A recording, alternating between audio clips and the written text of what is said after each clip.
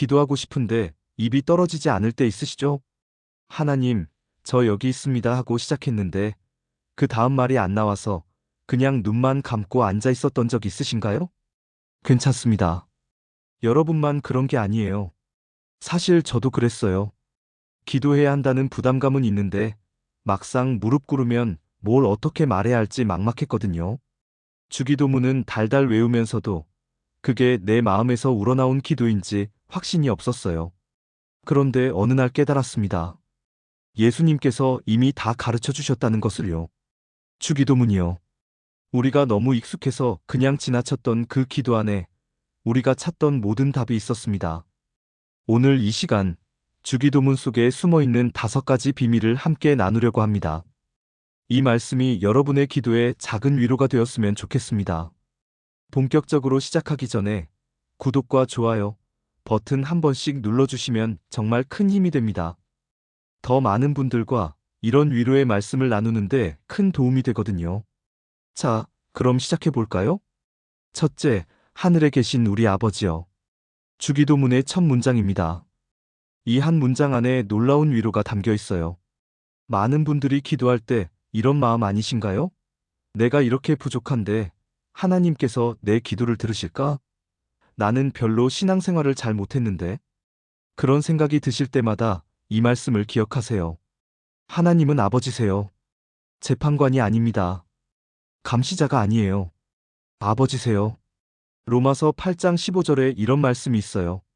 너희는 종의 영을 받지 않고 양자의 영을 받았으므로 아빠 아버지라 부르짖느니라. 아빠요. 어린아이가 아버지를 부를 때 쓰는 그 다정한 말이에요.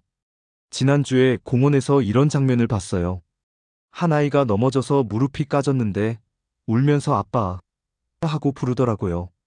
그 순간 벤치에 앉아있던 아버지가 벌떡 일어나서 달려가는 거예요. 아이를 안아 올리고 괜찮아, 괜찮아 하면서 다독이는 모습이 참 따뜻하더라고요. 하나님도 그래요.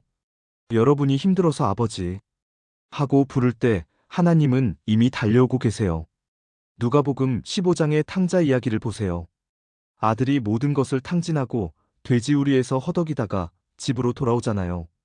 그런데 아버지가 어떻게 하셨습니까?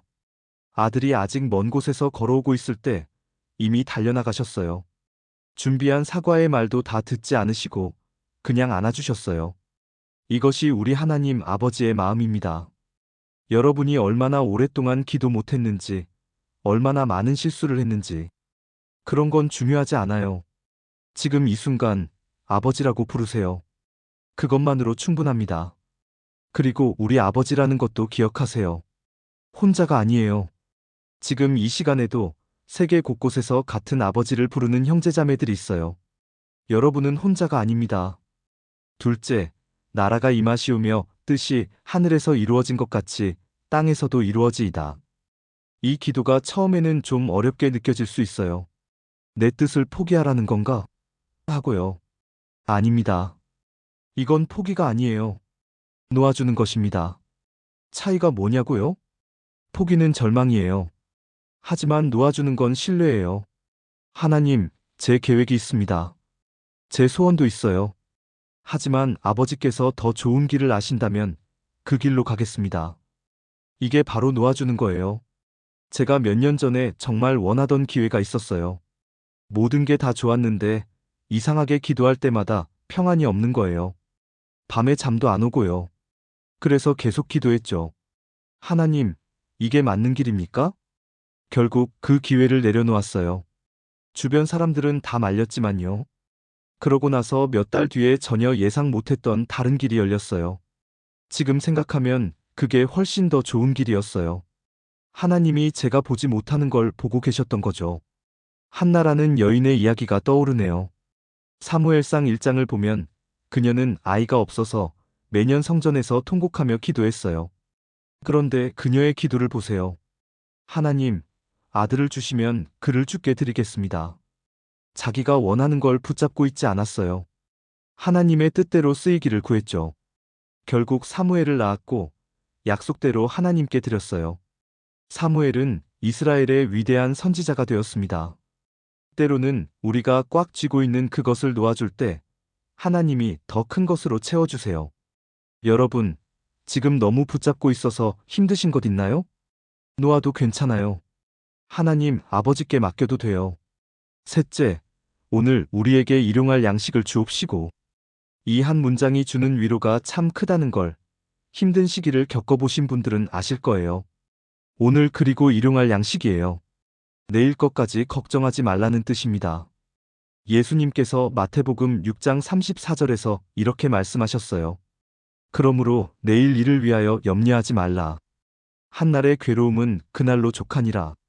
우리는 자꾸 내일, 다음 달, 내년까지 걱정하잖아요. 앞으로 어떻게 되지? 이게 계속되면 어쩌지? 그런데 하나님은 말씀하십니다. 오늘만 보렴. 오늘만.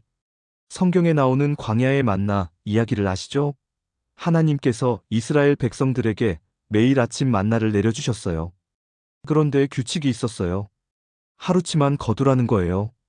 욕심내서 더 거두면 벌레가 생기고 썩었어요. 왜 그랬을까요?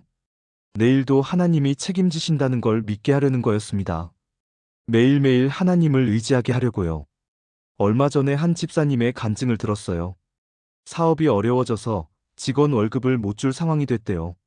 3일 후가 월급날인데 통장이 텅 비었다는 거예요. 그분이 매일 새벽마다 이렇게 기도했다고 합니다. 하나님, 오늘 일용할 양식을 주세요. 내일은 모르겠어요. 오늘만 책임져 주세요. 월급날 하루 전, 3년 전 거래처에서 갑자기 연락이 왔대요. 그때 미지급금이 있었는데 이제야 처리됐다면서 입금해 준 거예요. 딱 직원 월급 금액이었답니다. 시편 37편 25절처럼 의인이 버림을 당하거나 그의 자손이 걸식함을 보지 못하였도다. 여러분, 내일 걱정으로 오늘을 망치지 마세요. 오늘 하루만 사세요. 하나님은 내일도 책임지세요. 우리가 우리에게 죄 지은 자를 사하여 준 것 같이 우리 죄를 사하여 주시옵고. 이 부분이 가장 어려울 수 있어요. 솔직히요. 용서하라고요? 그 사람이 나한테 뭘 했는데? 그런 마음 충분히 이해합니다. 저도 그랬으니까요. 저한테도 용서하기 정말 힘든 사람이 있었어요. 가까운 사람에게 깊은 상처를 받았거든요. 2년 동안 그 사람 생각만 하면 가슴이 답답했어요. 그런데 이상한 일이 벌어졌어요. 제 기도 생활이 점점 무력해지는 거예요. 기도에도 평안이 없고 하나님이 멀게만 느껴졌어요.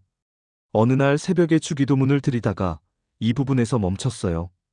우리가 우리에게 죄 지은 자를 사하여 준 것 같이. 그 순간 깨달았어요. 내가 용서하지 않는 한 나도 자유로울 수 없다는 것을요.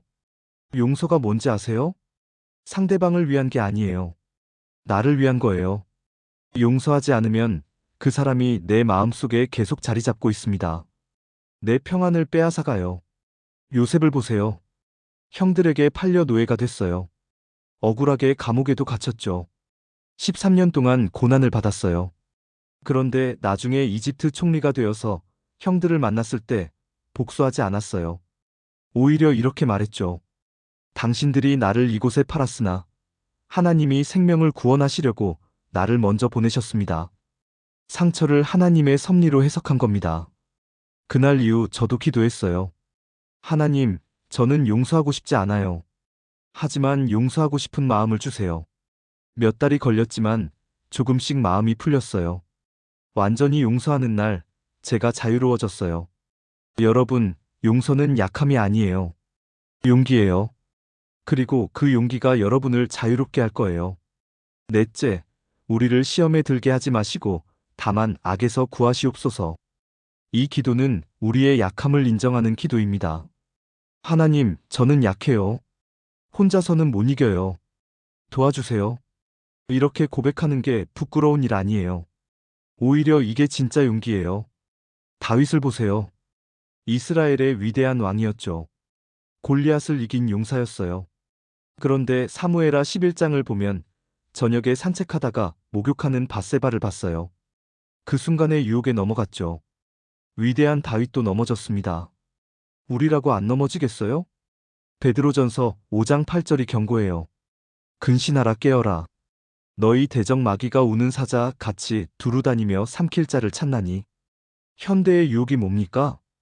돈, 명예, 비교, SNS 속 타인의 삶, 불안. 우리는 매일 수많은 유혹 속에 살아요. 그래서 매일 기도해야 해요. 하나님, 오늘 저를 지켜주세요. 혼자 이기려고 하지 마세요. 하나님께 도움을 구하는 게 나약함이 아니에요. 지혜예요. 다섯째, 나라와 권세와 영광이 아버지께 영원히 있사옵나이다. 아멘. 주기도문은 이렇게 끝납니다. 모든 것이 하나님의 것이라는 고백으로요.